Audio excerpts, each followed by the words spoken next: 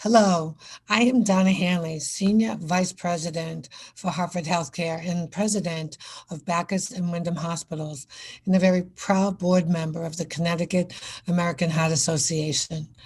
I am here to welcome you to this community conversation on blood pressure and hypertension, proudly presented by Hartford HealthCare and the American Heart Association.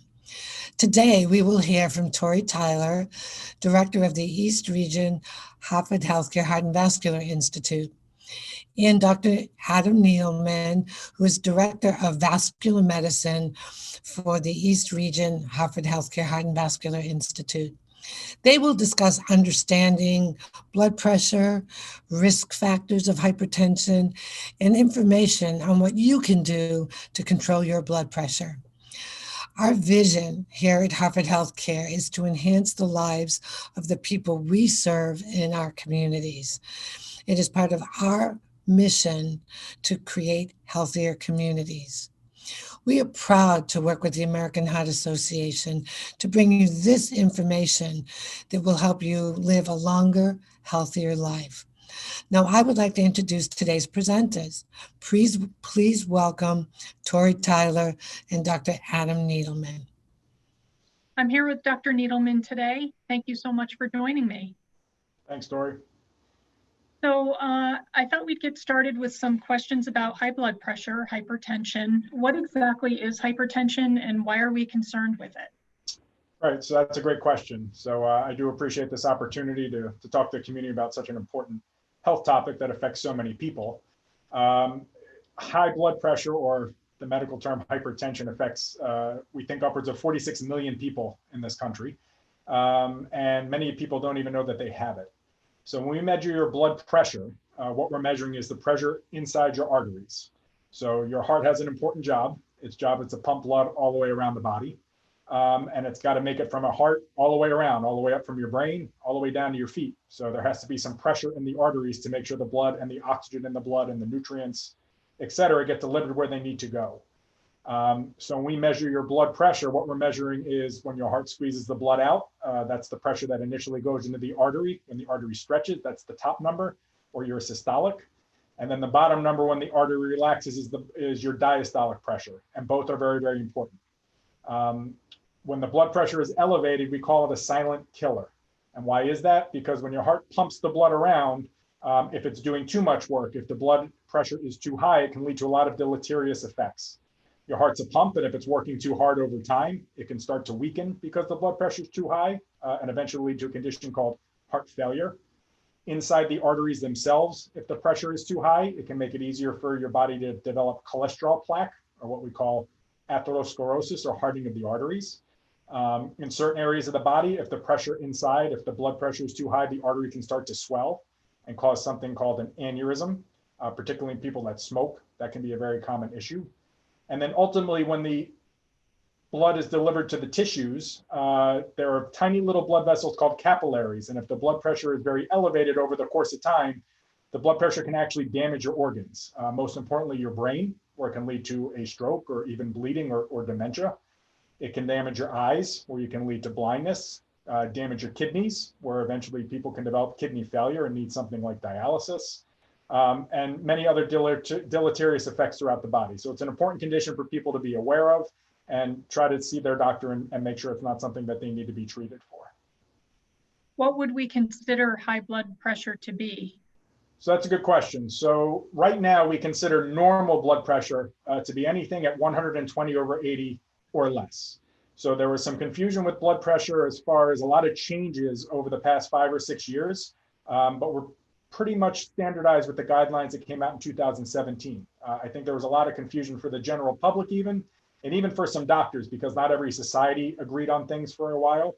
And we were actually allowing some higher blood pressures. But the most important data that's come out recently is that typically we can get the blood pressure around 120/80 or lower. That shows benefit to the patient. Not that you would need to know all the specifics, but there was an important trial called the SPRINT trial that came out and was published in the New England Journal of Medicine right around 2015. And this showed that it was okay to be aggressive with blood pressure control in elderly patients or people that we were a little bit more cautious doing that.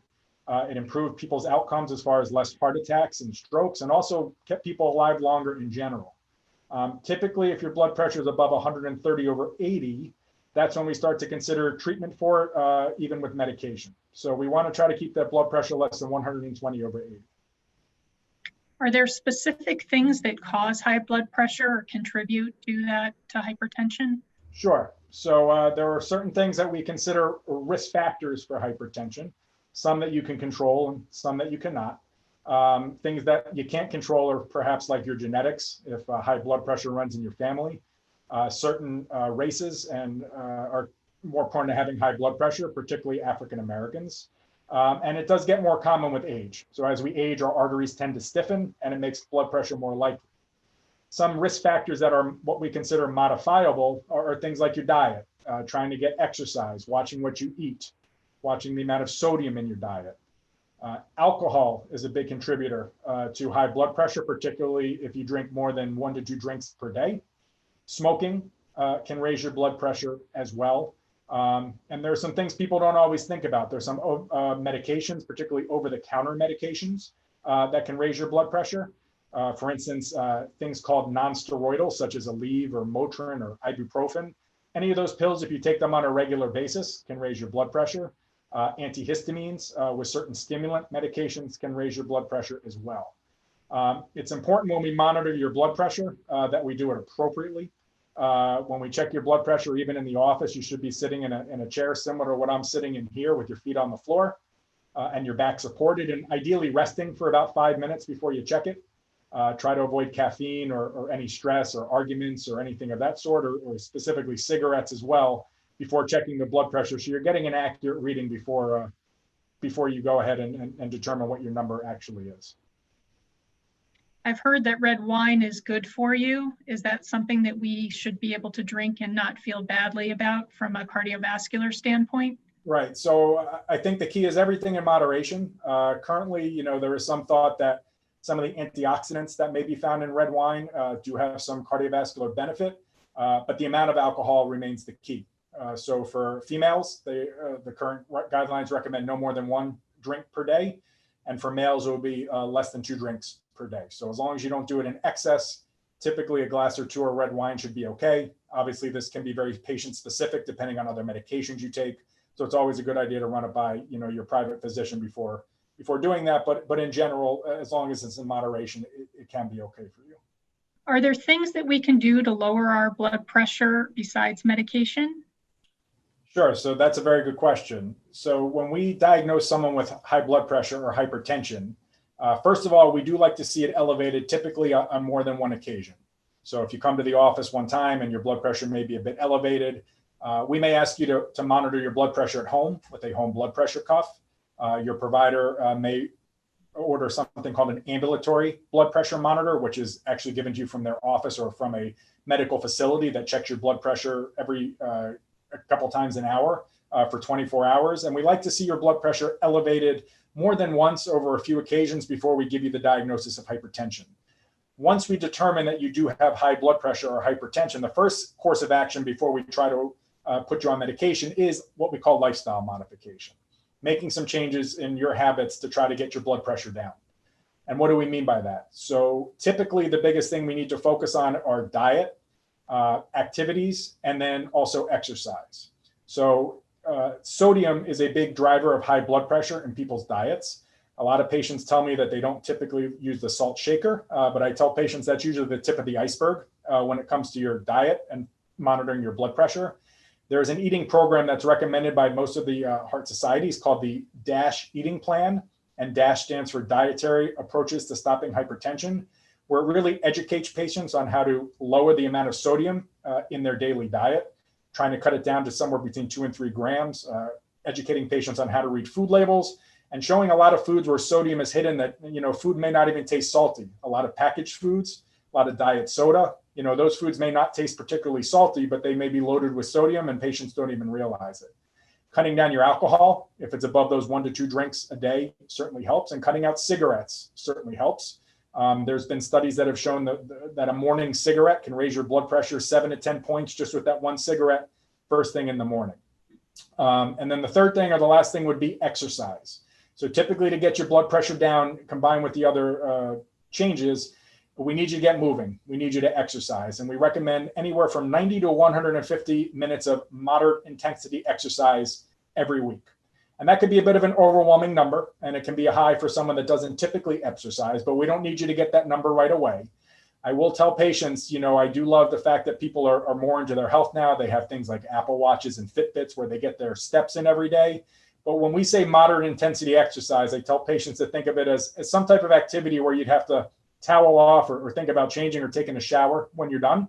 Something like a treadmill or a bike or an elliptical trainer or swimming. Something to really get your heart moving for 90 to 150 minutes, broken up throughout the course of a week. And that would be a lot for some patients to start with. So we recommend patients starting very slow and definitely talking about an exercise regimen with your doctor before you start, particularly if you've not been evaluated in a while or you haven't exercised in a while, to make sure you're healthy enough to start a regimen like that on your own. We've covered a lot, and I really appreciate you taking the time to meet with me today. Thank you so much. Thanks, Tori. I appreciate it. Thank you, Tori and Dr. Nieldelman, for sharing this very important information on how we can manage our blood pressure for better heart health. And thank you all for joining us today. I hope you enjoyed this discussion, and I wish you good heart health. Stay safe and be well.